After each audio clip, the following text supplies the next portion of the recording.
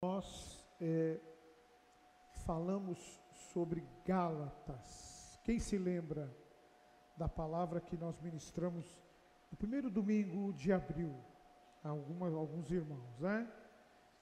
Nós falamos sobre os cuidados da igreja, o perigo de recebermos Cristo na nossa vida e depois perder ao longo da caminhada a direção, se desviar dos propósitos eternos de Deus. Quando Paulo escreveu a carta aos Gálatas, ele estava vendo isso acontecer com aquele povo. Ele viu que os irmãos tinham começado bem, mas estavam se desviando do propósito, estavam perdendo o brilho, estavam perdendo a noção da grandeza do reino de Deus e querendo voltar à religiosidade, àquela religião que não tinha dado certo ao longo de séculos. Eles queriam voltar, achando que tinha que ser dessa maneira. E Paulo chama a atenção deles. Então, a carta escrita aos Gálatas é Paulo, chamando a atenção deles, dizendo: pessoal, não faça isso, não voltem atrás. Começou a caminhada com Cristo, vá em frente, avance. Aí, hoje nós queremos falar do livro ou da carta escrita aos Efésios, a carta que Paulo mandou para Éfeso, escrevendo ali aos irmãos que estão naquela cidade. E é completamente diferente. Agora, Paulo está escrevendo a uma igreja que entendeu o Evangelho. Éfeso, quando você lê Atos dos Apóstolos, Paulo passa por Éfeso, faz alguns discípulos ali, mas na passagem dele por Éfeso, ele descobre que aquela cidade é extremamente idólatra. Eles tinham muitos deuses pagãos. E Paulo fica revoltado com aquilo. Mas quando ele escreve a carta aos Efésios, depois de muito tempo, já escrevendo a igreja que tinha sido estabelecida em Éfeso, a conversa é outra. Paulo está feliz com esta igreja. Ele escreve a uma igreja amadurecida, uma igreja que entendeu o Evangelho, uma igreja que não voltou atrás a sua decisão, a sua escolha de seguir a Cristo. E ele então começa a mostrar e usar o próprio exemplo dos irmãos de Éfeso para nos ensinar a viver hoje,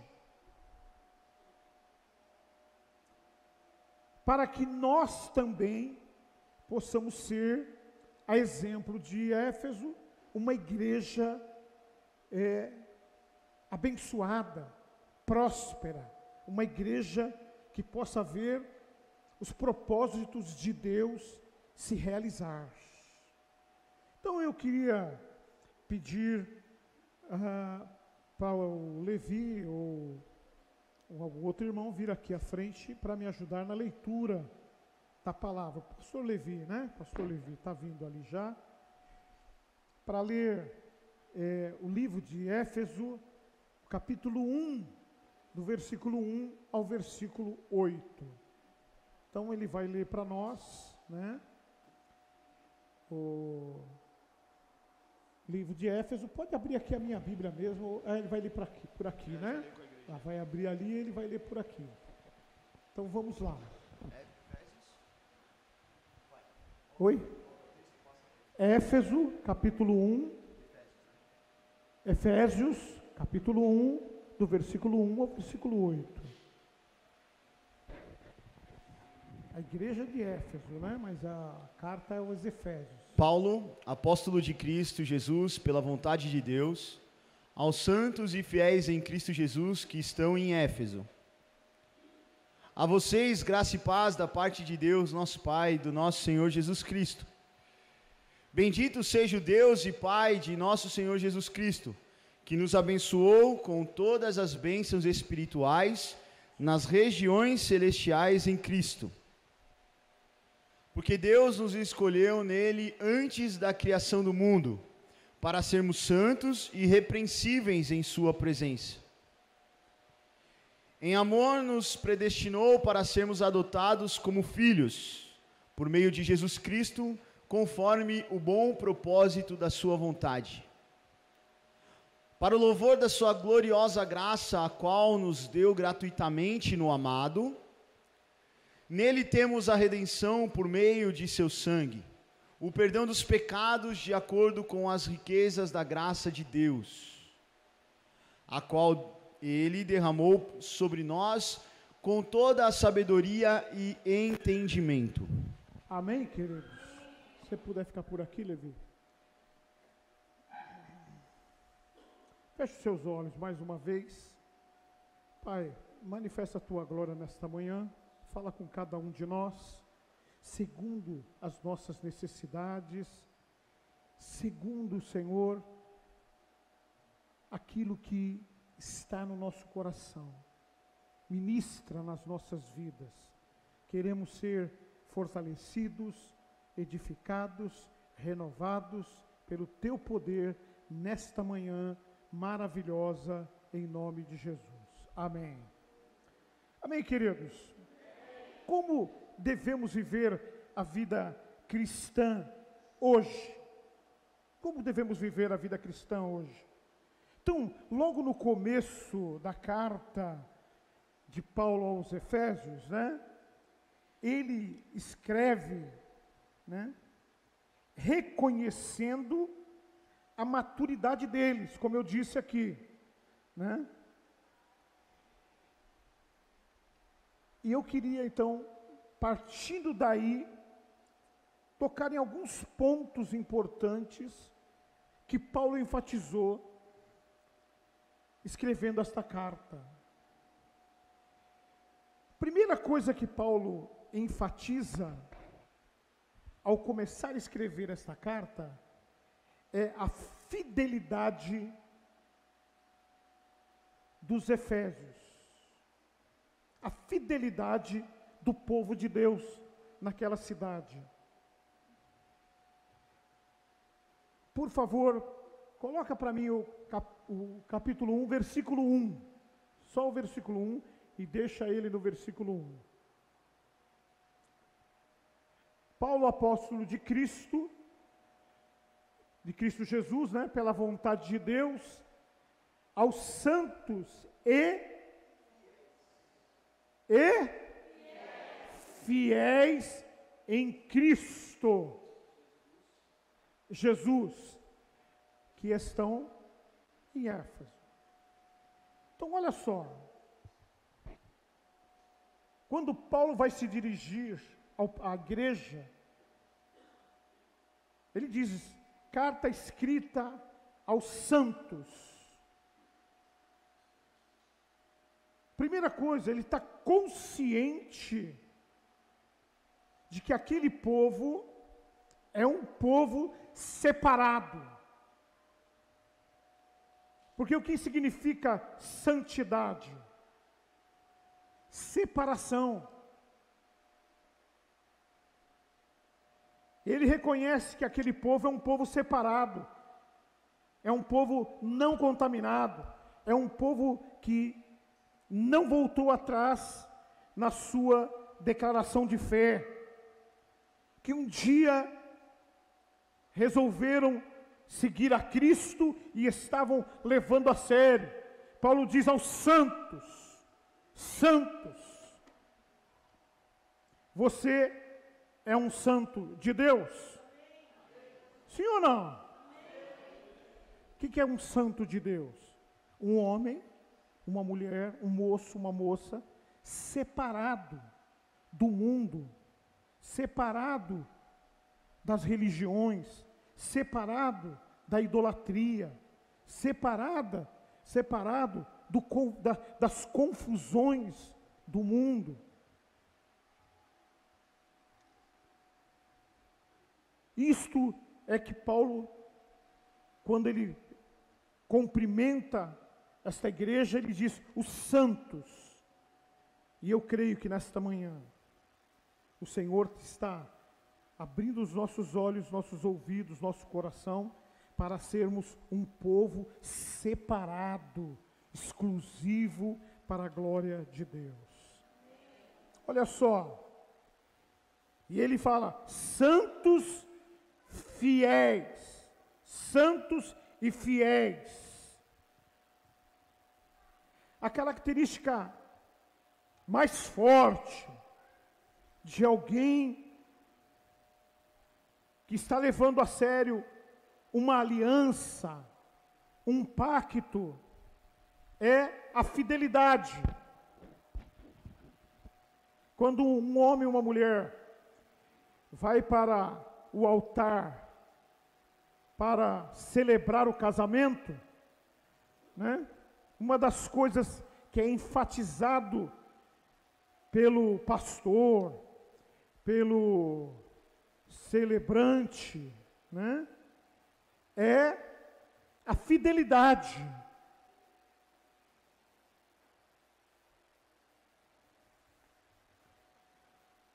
A aliança do homem com a mulher, ele diz assim: olha, né, eu serei fiel a você até a morte.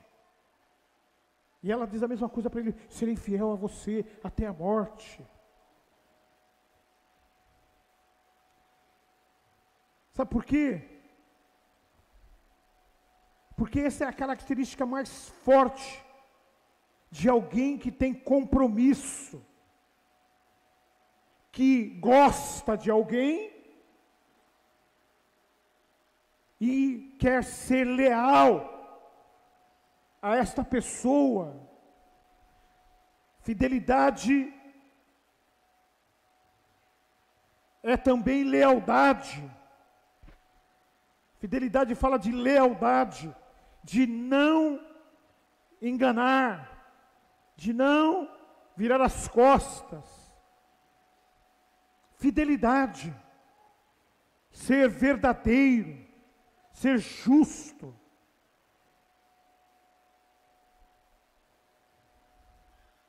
Por isso o reino de Deus é baseado na verdade. A palavra de Deus diz assim: conhecereis a verdade, e a verdade vos libertará. Conhecereis a verdade.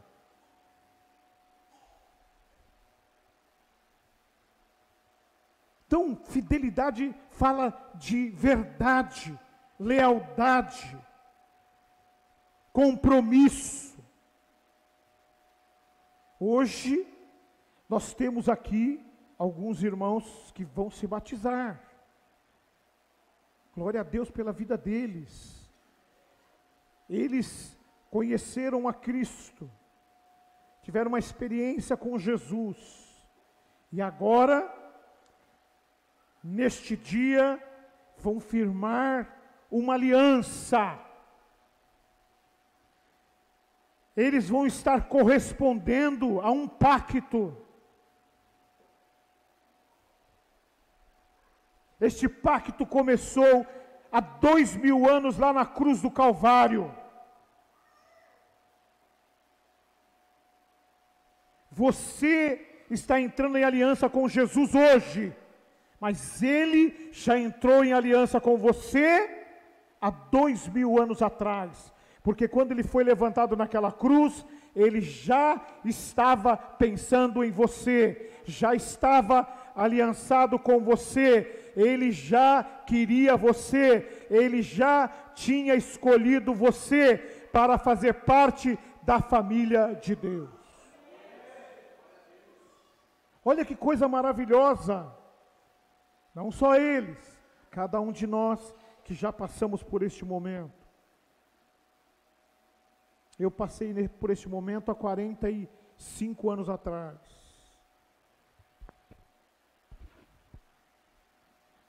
Me batizei nas águas, como eles vão fazer hoje. É um pacto, é uma aliança de fidelidade. Por isso eu estou há 45 anos seguindo a Jesus. E que o Senhor me ajude, me capacite para segui-lo para sempre, até a eternidade. Isso é fidelidade, queridos. Paulo está dizendo assim, olha, você tem que ser fiel. Fidelidade é o que Deus espera de cada um de nós. Por isso ele diz, aos santos e fiéis. Paulo está escrevendo a uma igreja que tem consciência do compromisso dela, que sabe que as coisas de Deus, com as coisas de Deus não se brinca.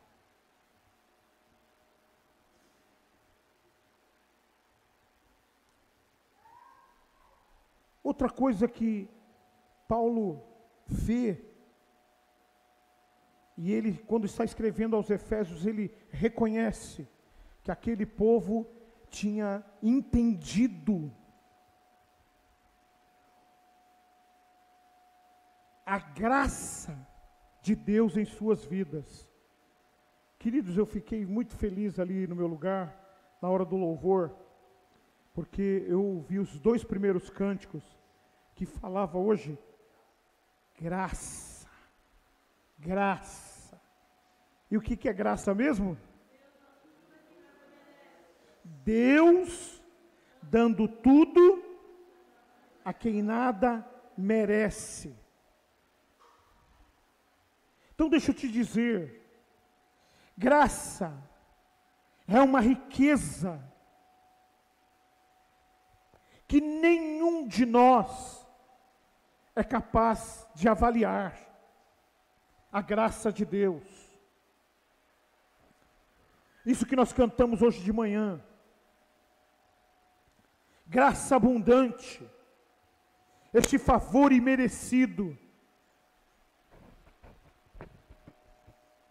É um favor para mim e para você, mas que teve um custo tão alto, que a palavra de Deus diz que Deus amou o mundo de tal maneira,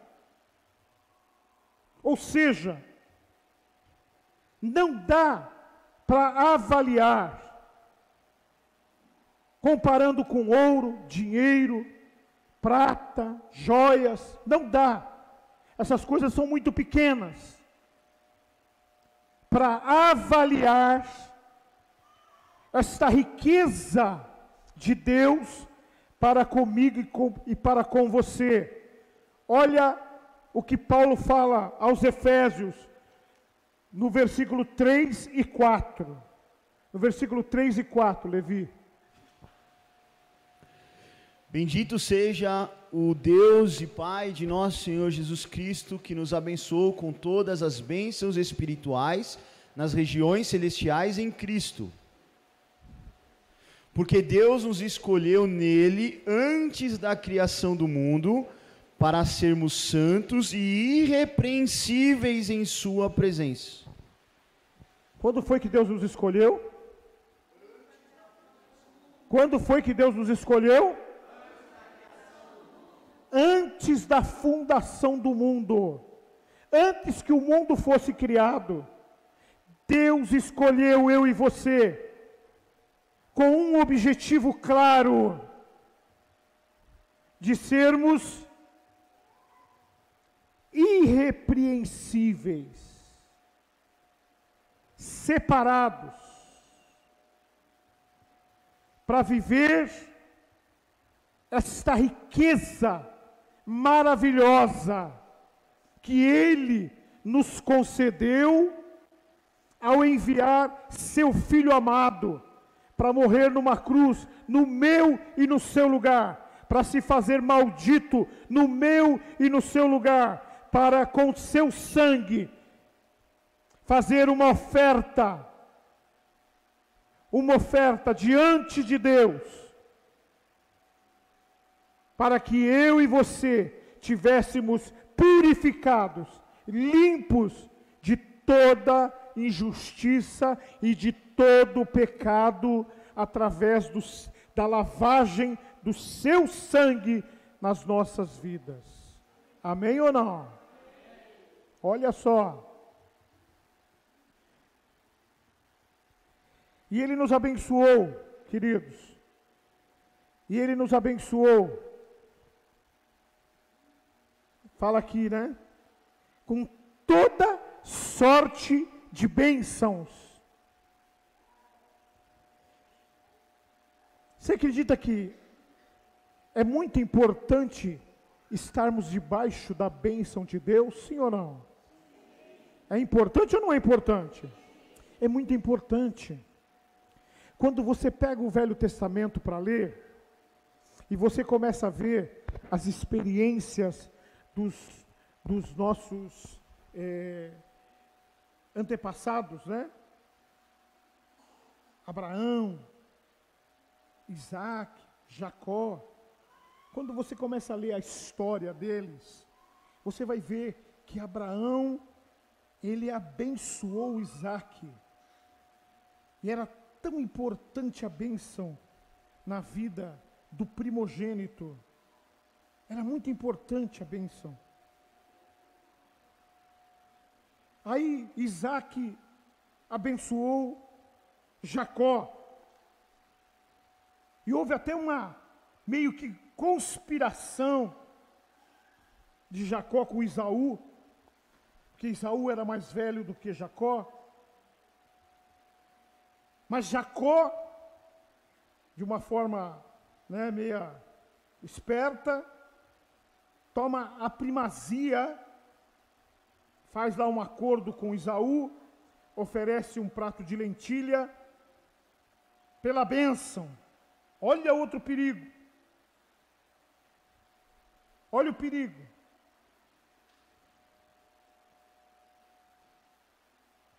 A bênção de Deus na nossa vida, queridos, queridas, é inegociável.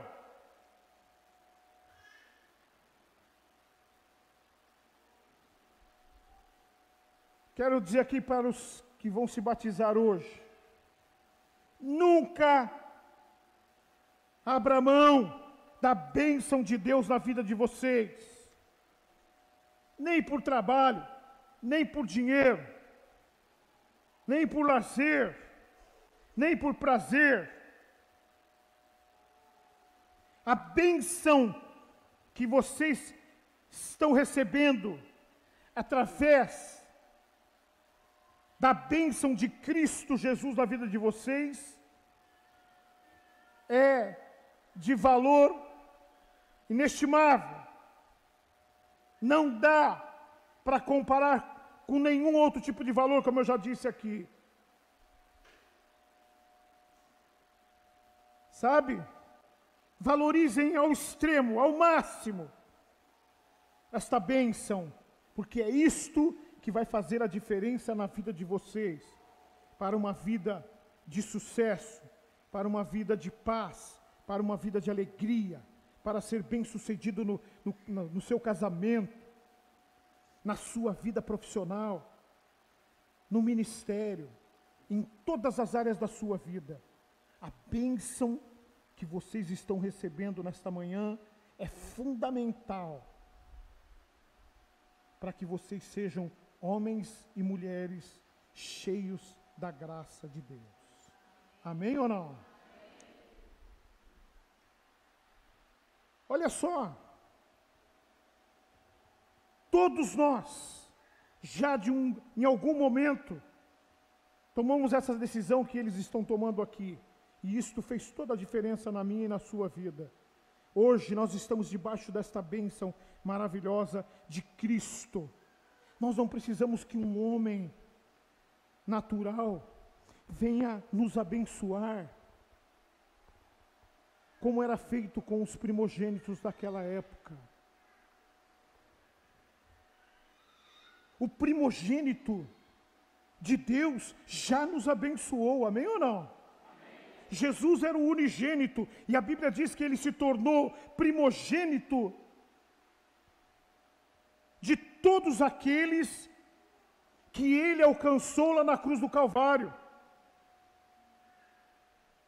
E a bênção deste primogênito, a bênção que foi dada ao primogênito Jesus, é passada através de Jesus para mim e para a sua vida. Então, eu e você temos essa bênção, não do pai Abraão, nem do pai Isaac, nem do pai Jacó, mas do pai das luzes, do pai da eternidade, do pai criador dos céus e da terra. Amém ou não?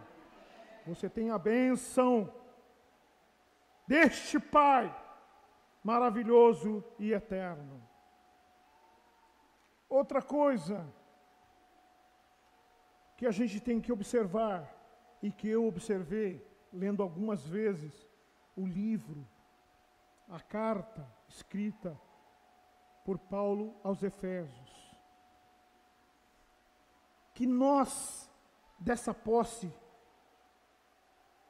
de salvação, essa riqueza, né, da graça, ele fala de como nós devemos viver agora. Como que nós devemos viver agora? A nossa escolha em Cristo Jesus, olha para que fomos escolhidos. Efésios 1, do versículo 5 ao versículo 6.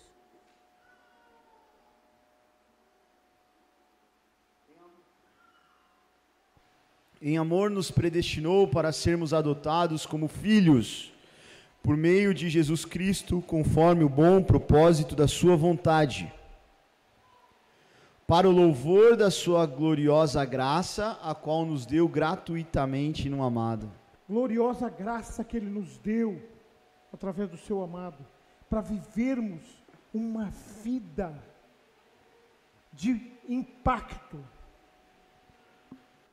para mostrarmos ao mundo o Pai amoroso que temos, o Pai cuidadoso que temos, este Pai que nunca nos deixou, este Pai que não nos deixa, e este Pai que nunca nos deixará. Você é filho amado de Deus. Diga para a pessoa que está ao seu lado: você é filho amado de Deus. Filho amado de Deus. Deus tem um propósito na sua vida. Deus quer usar você, sua casa, sua família, para alcançar muitos outros homens e mulheres, jovens e crianças, que Ele, assim como eu, como você, Ele escolheu para ser dele, para fazer parte da grande família que Ele quer ter nesta terra.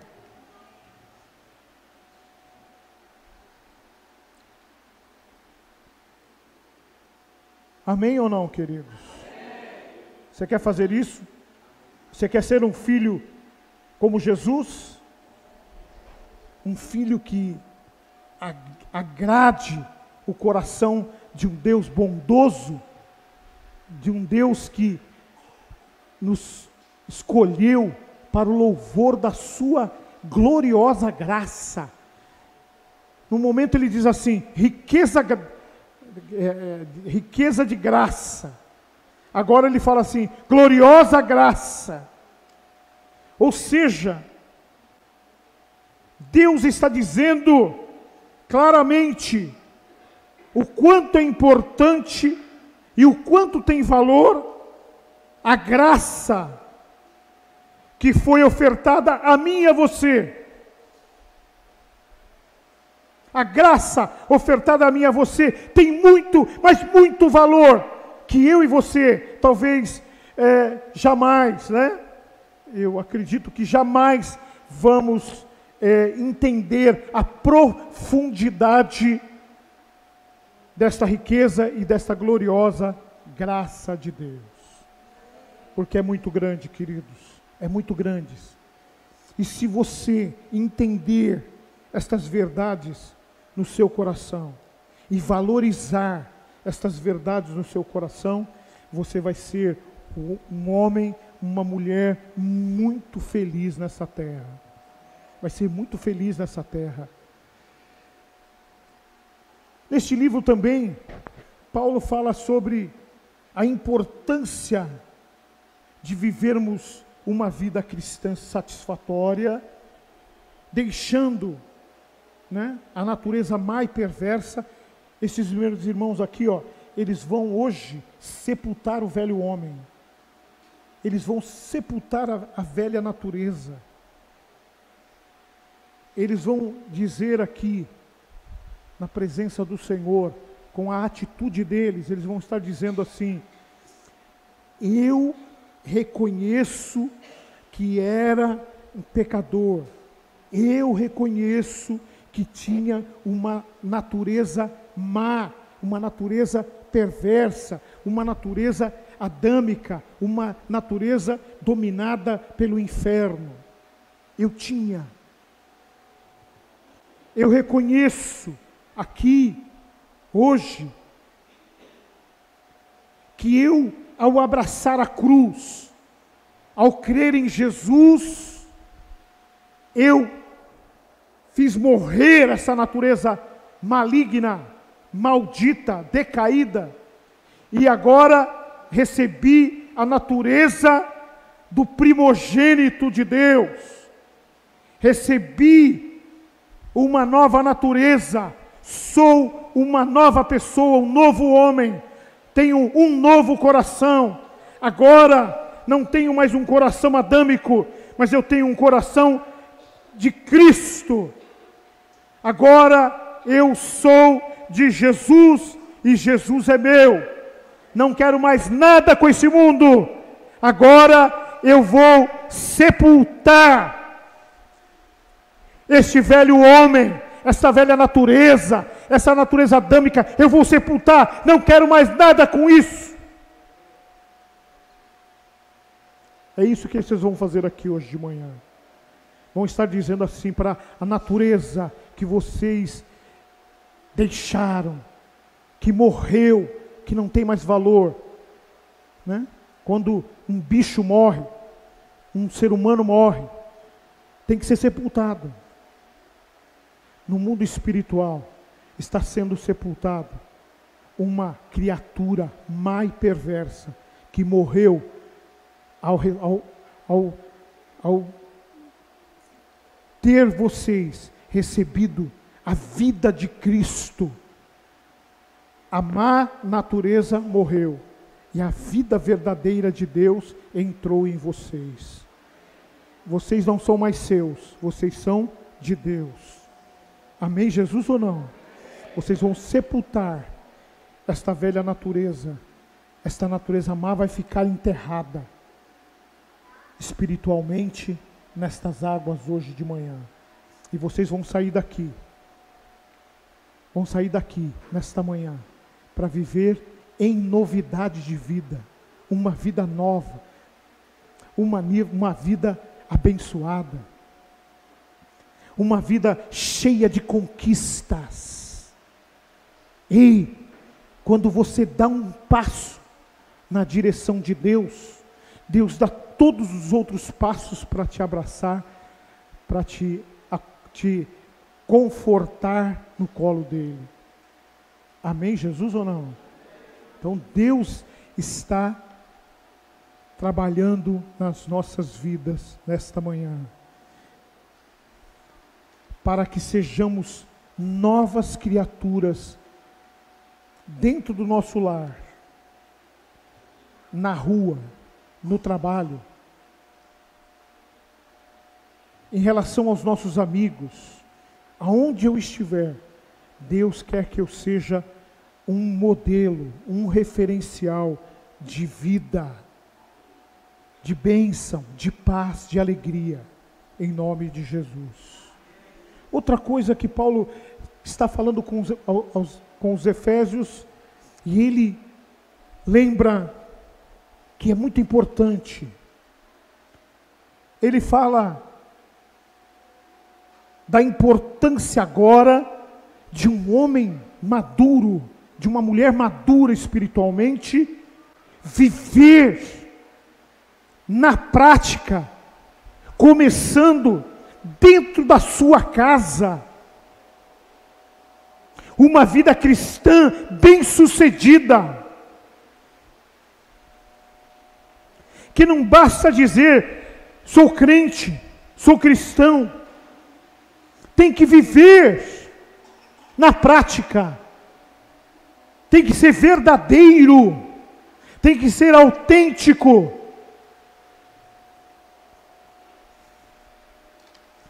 Olha só, no capítulo 5, não vou entrar nos versículos agora, por causa do tempo, mas você pode depois pegar e ler lá. Ele começa a falar a respeito da família cristã, a importância da família cristã, como ela deve ser vivida. Aí Paulo diz assim, olha,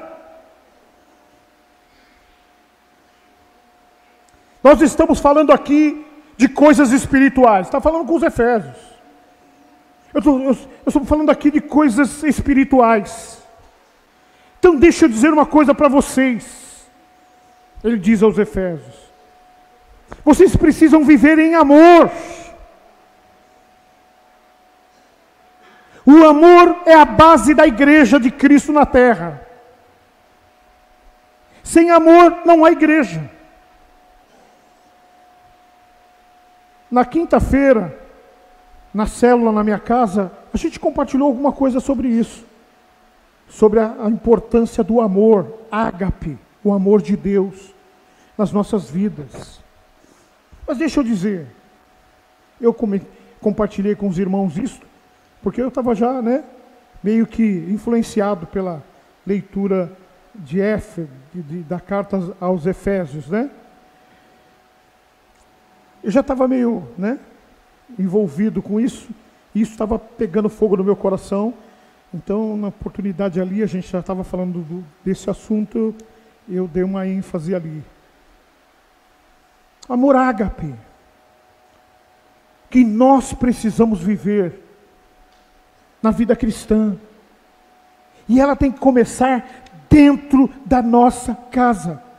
O verdadeiro cristianismo começa em casa. Não é no culto.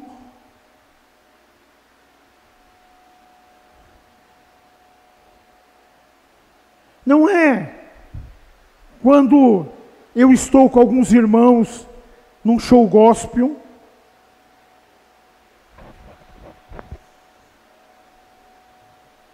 Mas é em casa. Começa com a minha família. Primeira coisa, o homem, a mulher, o moço, a moça, precisa ter uma vida na vertical, precisa ter uma vida com Deus, de adoração, precisa ter uma vida com Deus, de meditação, precisa ter uma vida com Deus, de conhecê-lo, através da palavra, precisa ter relacionamento com Deus. Todo homem, toda mulher. O homem ele precisa ter intimidade com Deus, porque vai fazer parte do seu governo do lar. E a mulher precisa ser íntima de Deus, porque ela vai ser o que é a igreja para Cristo hoje. Ela vai ser aquela que vai cuidar da casa, como a igreja cuida das ovelhas para Cristo.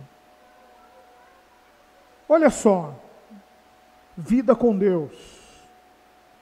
Depois, tanto o homem como a mulher, aqui fala de casamento, homem e mulher, que se unem no matrimônio. Paulo diz assim, em amor, ágape, homem, você precisa amar a sua esposa, como Cristo amou a igreja. Homem, você precisa dar a vida pela sua esposa. Você tem que ser para ela o que Cristo é para a igreja: provedor, protetor. Você tem que ser. É o que Deus espera do cristão, daquele que tem provado o amor ágape, que recebeu, melhor dizendo, a graça, essa riqueza gloriosa, que é a graça de Deus. Tem que honrar a esposa, tem que ser fiel a ela,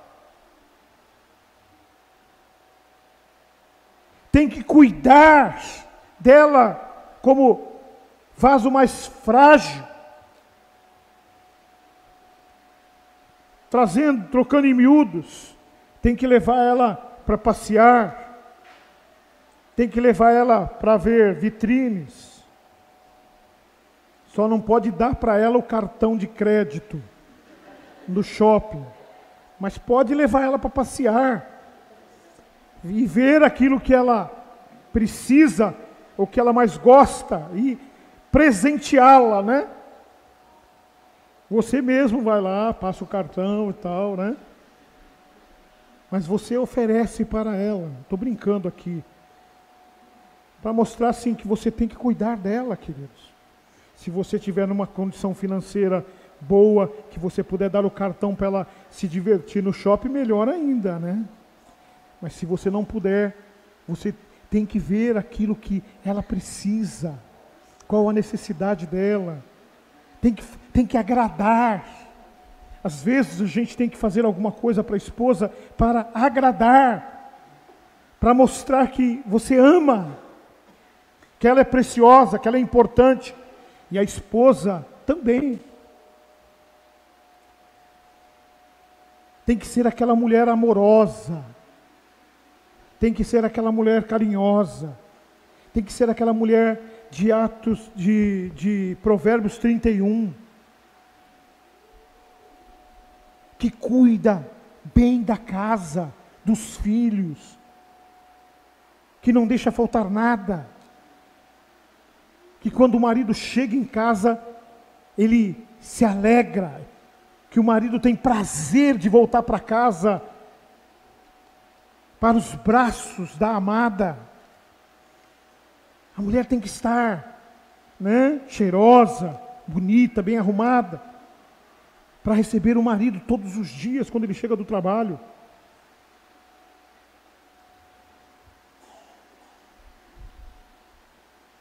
Ou seja, tem que valorizar o casamento, tem que valorizar a união matrimonial. Você não pode perder sua família. O homem tem que fazer o papel dele e a mulher fazer o papel dela, mas tem que fazer isso em amor, ágape. Amor ágape é o amor de se dar, é o amor de se entregar. Aonde esse amor mais se destaca é dentro da nossa casa. Eu posso dizer para os irmãos aqui, eu te amo. Eu amo você, eu amo você, eu amo você, eu amo você. Mas é na minha casa que eu demonstro esse amor na prática. Amém ou não? Amém.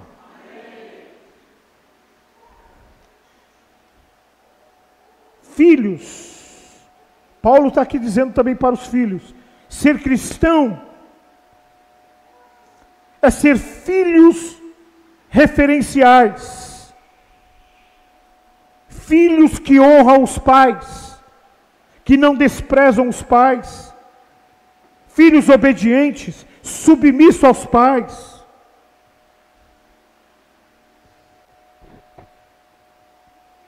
Faz toda a diferença ter um filho que ama, que se submete, que obedece, que honra. Quando você chega na casa de alguém, que o pai convive com o filho, e os filhos são obedientes e honram os pais, nossa, é uma alegria.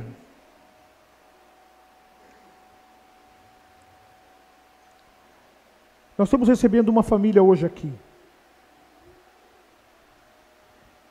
Peço licença para usar de exemplo o Geraldo e a família. Está aqui? Aqui. Perdoe. É que vocês sempre sentam ali, como eu não enxergo direito, eu apontei para lá, mas é aqui. Quero usar vocês como exemplo. Conheci o Geraldo, a Zenaide, o Fábio e a Milena.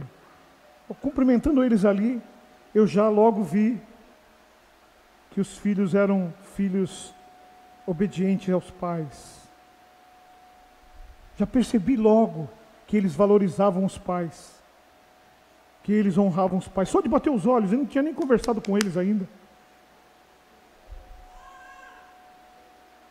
Não tinha desenvolvido nenhum diálogo com eles, mas já identifiquei logo.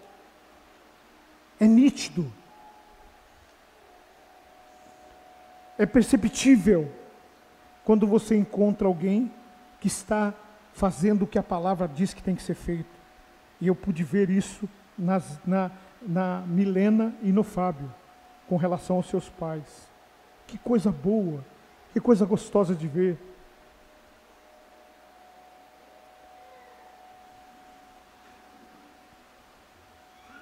Filhos, quando você faz isso, a palavra de Deus já te garante, você vai prosperar, as portas vão se abrir para você, você vai ser bem sucedido em tudo que você fizer, aonde você pôr as suas mãos vai prosperar, e deixa eu te dizer, você vai viver muito nessa terra, porque Deus vai te guardar dos perigos, da morte, dos acidentes, das doenças. Deus vai guardar a sua vida, porque você honra seus pais. Olha que coisa importante. Mas Paulo está falando com a igreja, ele continua falando com a igreja. Aí ele vai para os servos,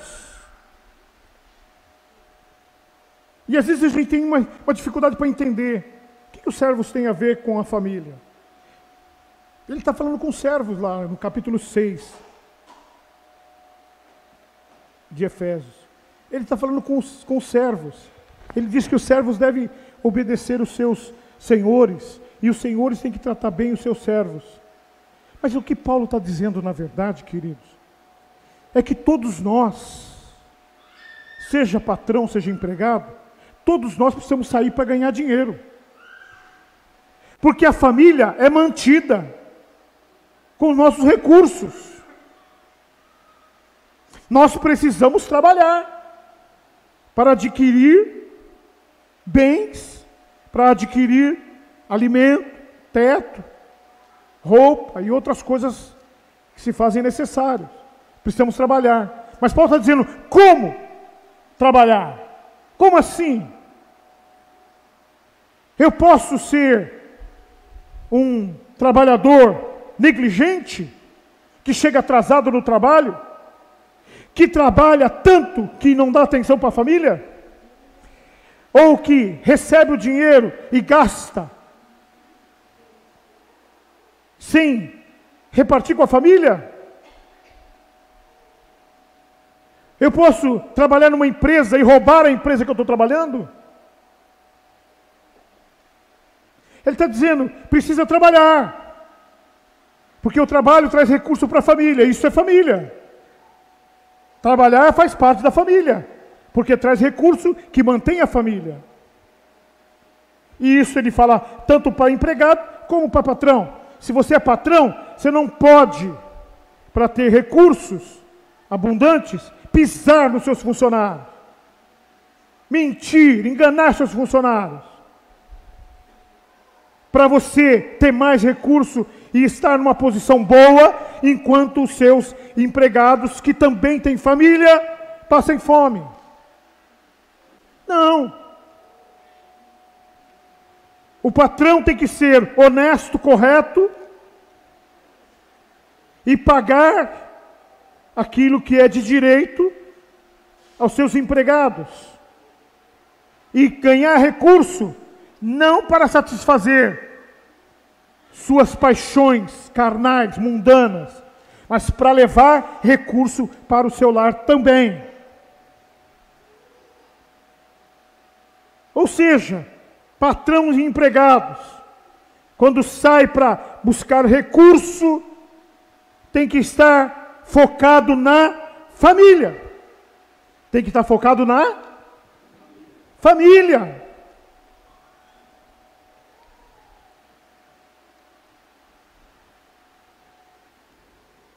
Amém ou não, queridos?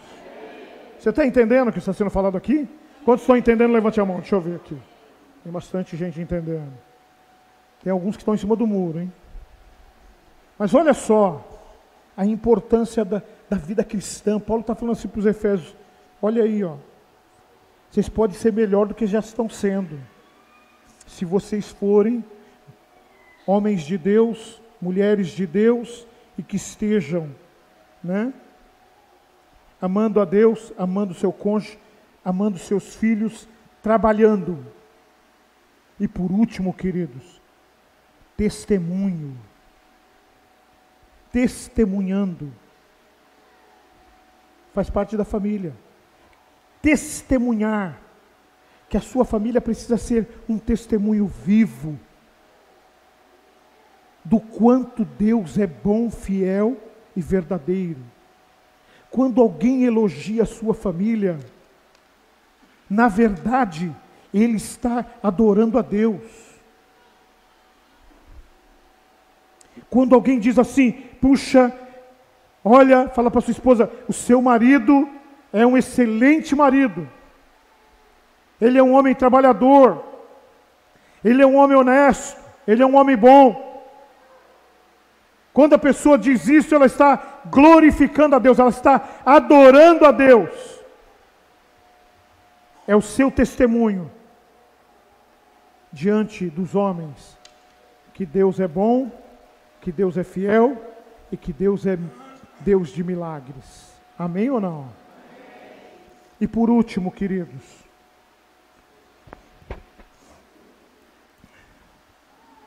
não podemos viver a vida cristã desapercebidos, como se nada tivesse acontecendo ao nosso redor, à nossa volta. Deixa eu te dizer, você faz parte do exército de Deus. Diga assim, eu faço parte do exército de Deus na terra. Deus chamou você, escolheu você, para você viver tudo isso que eu falei aqui, mas tendo em vista, não estando desapercebido, que nós estamos numa guerra, numa batalha espiritual, e que o diabo é o nosso adversário, meu adversário, meu adversário, não é minha esposa, não são meus filhos, não é o meu marido, não é o meu irmão, não é o meu patrão, não é meu colega de trabalho. O meu inimigo é o diabo. São os demônios, são os espíritos malignos que atuam no mundo espiritual, visando matar, roubar e destruir. E eu e você precisamos nos revestir de toda a armadura de Deus, que está em Efésios, capítulo 6, versículo 10 em diante. Precisamos nos revestir, queridos, de toda a armadura, capacete da salvação, escudo da fé, couraça da justiça, pregação do evangelho da paz e oração em todo o tempo. Ei, nós precisamos estar atento ao mundo espiritual. Diga assim: eu vou estar atento ao mundo espiritual. Queridos, é guerra.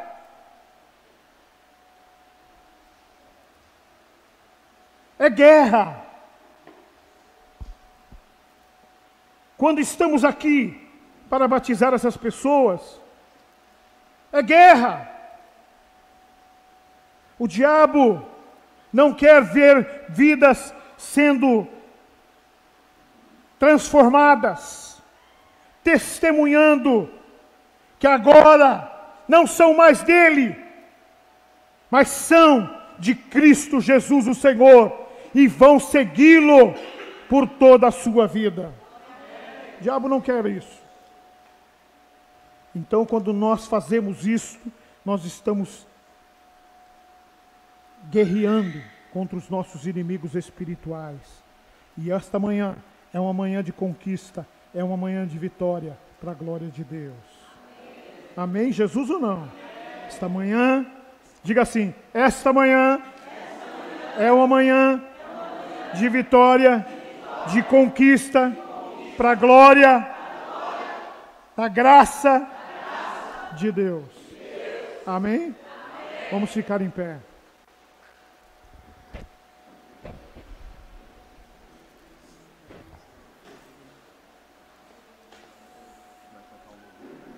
Isso. Feche os seus olhos.